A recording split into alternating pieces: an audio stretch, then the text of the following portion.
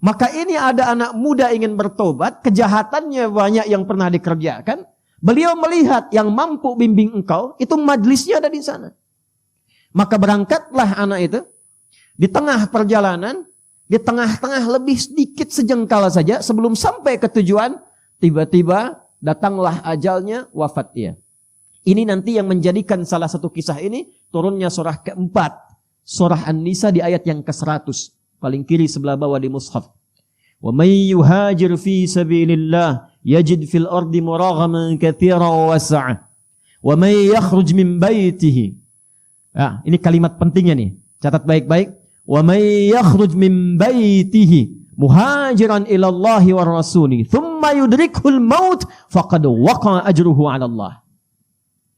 Siapa yang berniat hijrah memperbaiki diri sampai ke tempat dia belajar, masih ada ajal dia berkehidupan, merubah dirinya, maka Allah akan ganti semua yang buruk-buruk rezekinya, keberkahan di rumahnya, perilaku dia yang kurang baik akan dirubah oleh Allah, semuanya berkah dan jadi baik.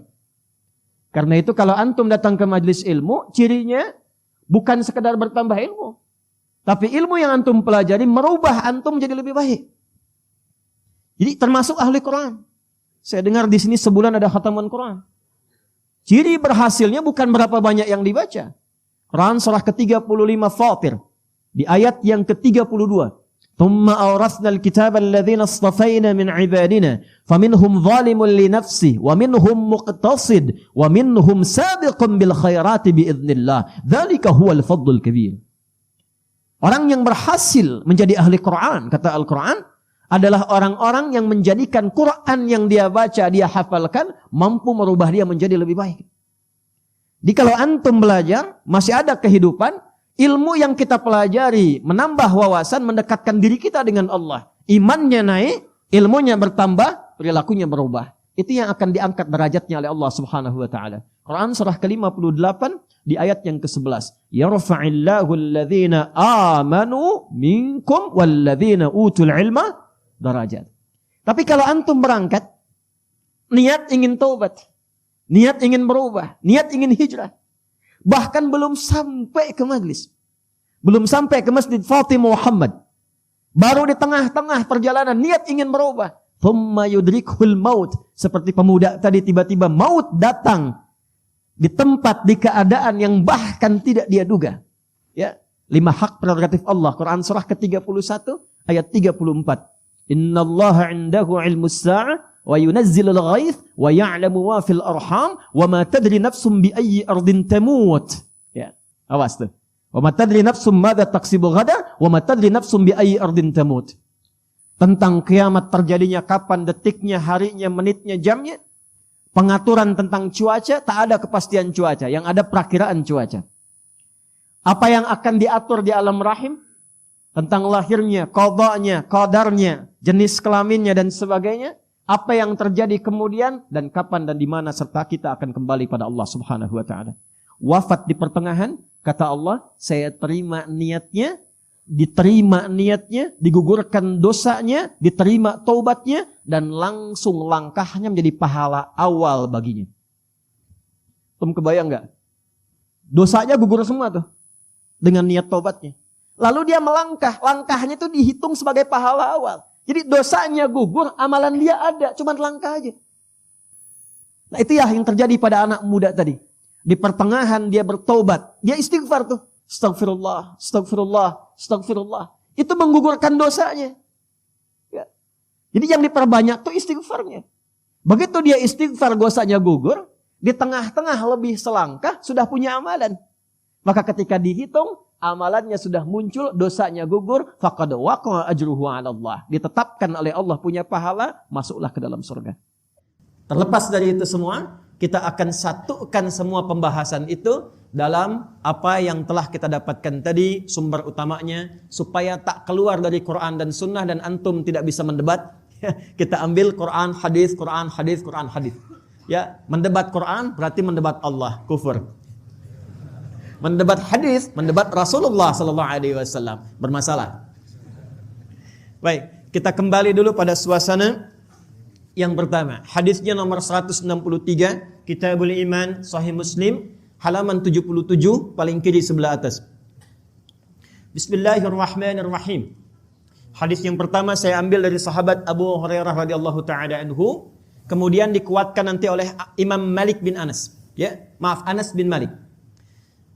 Qala haddatsana qala an Anas bin Malik radhiyallahu taala anhu qala inna Aba Dzar yuhaddithu. Kata Anas bin Malik radhiyallahu taala anhu, sahabat kami Abu Dzar Al-Ghifari. Abu Dzar Al-Ghifari ini nama aslinya Jundub bin Junadah. Jundub bin, bukan Junub, Jundub.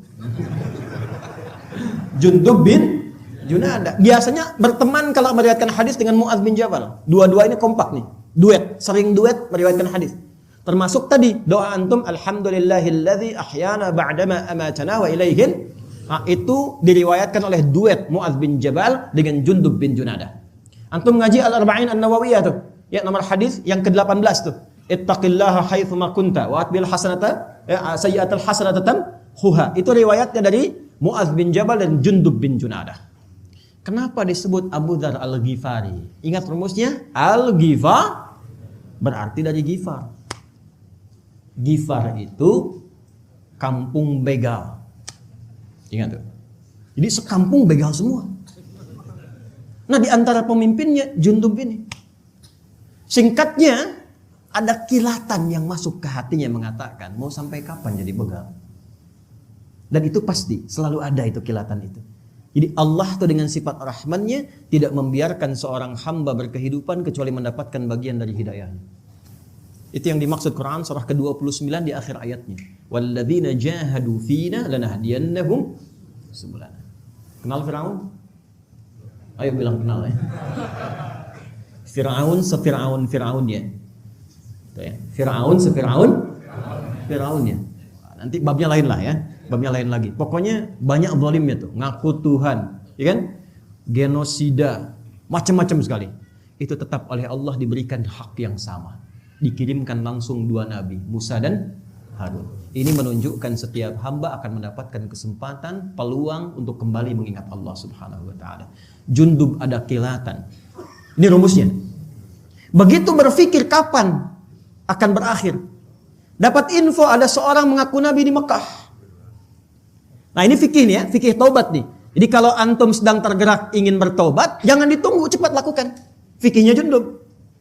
Ya, maka apa yang beliau kerjakan? Langsung disambut kilatan hidayah itu, berangkatlah ke Mekah. Pandangan pertama berjumpa dengan Rasulullah sallallahu alaihi wasallam. Melihat wajahnya saja, belum bicara, lihat wajahnya, langsung tersentuh hatinya, kenanya jiwanya. Ini udah rumus nih. Sentuhlah ia tepat di hatinya, maka ia akan jadi milikmu untuk. Gimana caranya lihat orang langsung kesentuh jiwanya? Baru lihat tuh. Maka enggak tunggu lama beliau bersyahadat. Kata beliau, ya Rasulullah, berikan saya tips pesan singkat. Kata Nabi, pulang dulu, belajar yang betul, baru ingatkan kaum. Atau kama qala Rasulullah SAW. Kata beliau, saya enggak akan pulang sebelum saya mendeklarasikan keislaman saya di sini, depan Ka'bah. Kata Nabi, jangan kau lakukan. Orang-orang belum paham, kau bisa disakiti. Ya? Apa jawabnya Jundub bin Junadah? Ya Rasulullah, saya ini membegal terang-terangan. Masa masuk Islam sembunyi-sembunyi? Saya ini membegal terang-terangan. Gak enak lah syahadat sembunyi-sembunyi. Maka beliau keluar depan Ka'bah mengatakan, ya ma'syara Quraisyin, ushhidu an la ilaha illallah wa anna Muhammad Rasulullah. Hei semua orang Quraisy, lihat nih. Saya bersaksi gak ada Tuhan selain Allah dan Muhammad SAW Rasulullah. Kalian mau apa katanya? Pukulin. Jatuh pingsan, begitu akan dihabisi. Ada riwayat menyebutkan ditemukan oleh sahabat Ali bin Abi Thalib radhiyallahu taala anhu. Ada riwayat mengatakan ditemukan oleh paman Nabi Hamzah bin Abdul Muttalib radhiyallahu taala anhu. Begitu kelihatan, oh jangan kalian sakiti lagi, karena ini adalah orang Ghifar. Kalau kemudian dia tewas di sini dan ketahuan suku Ghifar, nggak ada kafilah dagang kita akan lolos lewat situ. Maka sepakat mereka, biarkan dia pergi. Pergilah kemudian beliau ini taubatan nasuha. Dan jadilah ini fikih preman tobat. Jadi sinetron preman pensiun. Dan jadi bab kurikulum preman jadi ustad. Karena kembali kemudian ke Ghifar, jadi da'i di sana sampai kelak Madinah dihebohkan dengan langkah kaki dag digdug dag digdug dag digdug. Ternyata Jundub bin Junada membawa hasil pendidikannya, berangkat kemudian ke kota Nabi sallallahu alaihi wasallam, membawa rombongan dari Ghifar sudah pada masuk Islam, bedol desa masuk Islam. Kekuatan satu orang ini. Sahabat Nabi dulu begitu, as-sabiqunal awwalun itu 40 orang. Tapi mereka berpencar kemanapun, membawa magnet keislaman yang kuat. Amr bin As itu cuma jalan sepeninggal Nabi, bawa ekspedisi jalan, gak ngapa-ngapain jalan, ekspedisi. Afrika Utara dijelajahi. Dari Mesir, Libya, Tunisia, Aljazair, Maroko sampai ke Syam. Syria sekarang ada 4 negara, Libanon, Jordania, Palestina, Syria. Insyaallah kita selesai ini kita salat ghaib ya. Untuk yang musibah di Turki dan Syria. Itu semua yang dilewati muslim semua dan maju. Dan kelak Afrika Utara itu yang dilewati akan jadi provinsi negara Islam masa itu. Gubernurnya Musa bin Nusair, kodamnya, panglima kodamnya itu ya. Itu panglimanya namanya Tariq bin Ziyad. Satu kekuatan panglima ini bisa membuka wilayah Iberia, dikenal dengan Andalusia, wilayah Portugal dan Spanyol sekarang ini, dan punya peradaban Islam selama 7 abad ada di situ. Makanya dibukanya Fatah. Inna fatahna laka fatham mubina. Fatah itu apa? Membuka kebaikan. Jadi orang Islam itu dimanapun berada mesti membuka semua nilai kebaikan. Antum ke kantor jadi orang baik, buka semua peluang kebaikan. Yang disiplin antum, yang jujur antum, tidak korupsi, disiplin, paling sabar, tepat waktu, paling bagus hasilnya, buka semua nilai kebaikan. Nanti kalau ditanya, bagaimana Anda bisa begini? Jawab, Islamlah yang mengajarkan saya seperti ini. Itulah hidayah. Itulah hidayah. Nah, ketika masuk Islam diviralkanlah tempatnya dari Ghifar, maka dikenal dengan Abu Dzar al-Ghifari. Kenapa yang disebutkan Abu Dzar al-Ghifari-nya bukan nama orangnya, untuk memberikan kesan kepada orang setelahnya. Nih saya nih, dulu saya mantan begal. Sekampung begal semua, tapi Islam merubah saya menjadi orang baik dan dekat dengan Nabi, meneruskan risalah dakwah beliau. Itulah kalau antum ngaji tahu sanadnya, jadi kita bisa berubah. Dulu pembegal jadi ahli hadis, jadi ustadz. Kenapa saya nggak pernah begal orang, nggak bisa mendapatkan hadis Nabi SAW? Jelas?